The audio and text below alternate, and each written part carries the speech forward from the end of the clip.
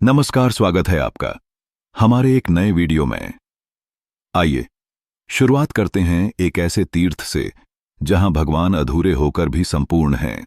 श्री जगन्नाथ मंदिर पूरी देश के पूर्वी छोर पर बंगाल की खाड़ी के किनारे बसा पूरी आस्था और पर्यटन का संगम है, जो ओडिशा की राजधानी भुवनेश्वर से 60 किमी की दूरी पर स्थित है। पुरी को देश के 4 धामों में से एक माना जाता है। स्थानीय मान्यता है कि कई वर्ष पूर्व नीलांचल पर्वत पर स्वयं भगवान नीलमाधव जगन्नाथ निवास करते थे। एक दिन राजा इंद्रद्युम्न को रात में भगवान विष्णु ने उनको सपने में दर्शन देकर कहा कि नीलांचल पर्वत की एक गुफा के अंदर मेरी एक प्रतिमा है, जिसे नीलमाधव कहते हैं। प्रभु बोले, तुम एक मंदिर बनवाओ और उसमें मेरी यह मूर्ति स्थापित कर दो। अब जानिए कैसे हुई भगवान जगन्नाथ की रहस्यमयी मूर्तियों की उत्पत्ति।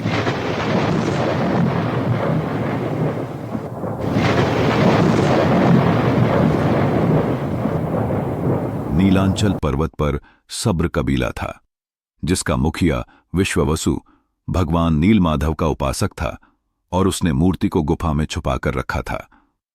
वह गुफा में उसकी पूजा करता था। राजा इंद्रद्युम्न ने अपने सेवक ब्राह्मण विद्यापति को मूर्ति लाने का कार्य सौंपा। विद्यापति ने मुखिया विश्ववसु की पुत्री से विवाह कर लिया।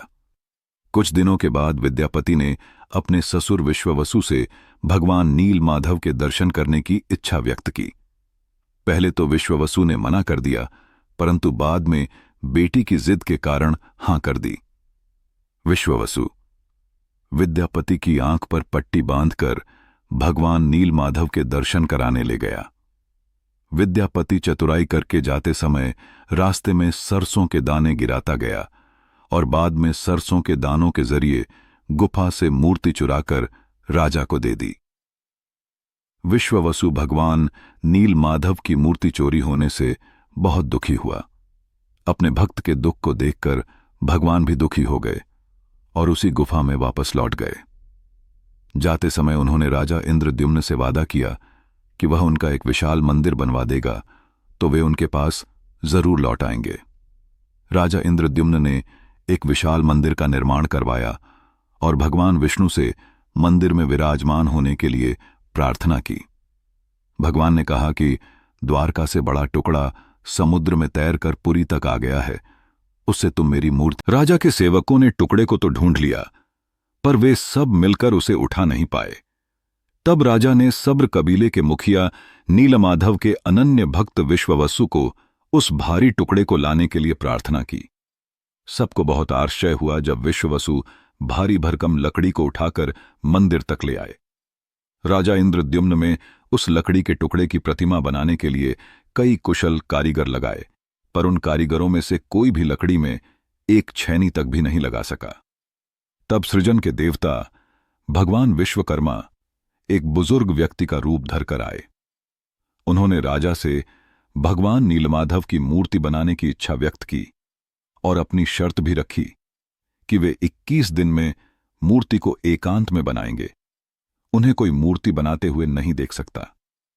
राजा ने उनकी शर्त सहर्ष स्वीकार कर ली। अब लोगों को कमरे के अंदर से आरी, छैनी, हथौड़ी की आवाजें सुनाई दे रही थीं। इसी बीच रानी गुंडिचा, जो राजा इंद्रद्युम्न की रानी थी, दरवाजे के पास गई, पर उसे कोई आवाज सुनाई नहीं दी। उसे लगा कि वह बूढ़ा कारीगर मर गया है। उसने घबराकर राजा को इसकी सूचना भिजवाई कि अंदर से किसी प्रकार की कोई आवाज सुनाई नहीं दे रही। राजा इंद्रद्युम्न भी चिंतित हो गए। उन्होंने शर्त की अनदेखी करते हुए कमरे का दरवाजा खोलने का आदेश दिया। जैसे ही कमरा खोला गया तो बूढ़ा व्यक्ति कहीं दिखाई नहीं दिया और कमरे में 3 अधूरी मूर्तियां प्राप्त हुईं। भगवान नीलमाधव जगन्नाथ और उनके भाई के छोटे छोटे हाथ बने थे, लेकिन उनकी टांगें नहीं बनी थीं और सुभद्रा जी के तो हाथ पांव ही नहीं बने थे। भगवान जगन्नाथ ने उन्हें स्वप्न में दर्शन देकर कहा कि वे अब से काष्ठ की मूर्ति में ही प्रकट होकर भक्तों को दर्शन दिया करेंगे। राजा इंद्रद्युम्न ने इसे भगवान जगन्नाथ की इच्छा मानकर इन अपूर्व प्रतिमाओं को मंदिर में स्थापित कर दिया। इस प्रकार तब से भगवान जगन्नाथ और उनके भाई बहन इसी रूप में भक्तों को दर्शन दे रहे हैं। और अब बात करते हैं उस अद्भुत उत्सव की, जिसे देखने के लिए दुनिया भर से आते हैं श्रद्धालु। हर वर्ष जब आषाढ़ की गर्मी धरती को तपाती है, भगवान स्वयं निकलते हैं रथ पर सवार होकर अपने भक्तों के बीच। 3 रथ, 3 देवता और लाखों श्रद्धालु। यह है पुरी की विश्व प्रसिद्ध रथ यात्रा। भगवान अपने मायके जाते हैं, गुंडिचा मंदिर, और भक्त उनके रथ की रस्सी पकड़कर खुद को धन्य मानते हैं। क्या आप जानते हैं, पुरी मंदिर के रहस्य आज तक विज्ञान नहीं समझ पाया है। ध्वज हवा की विपरीत दिशा में लहराता है, छाया कभी जमीन पर नहीं पड़ती, सुदर्शन चक्र हर दिशा से एक सा दिखता है। मंदिर के अंदर खड़े होकर समुद्र की आवाज नहीं सुनाई देती। आइए अब जानें जगन्नाथ मंदिर की उस रसोई के बारे में जहां हर दिन चमत्कार होता है। लकड़ी के चूल्हों पर 56 भोग बनते हैं।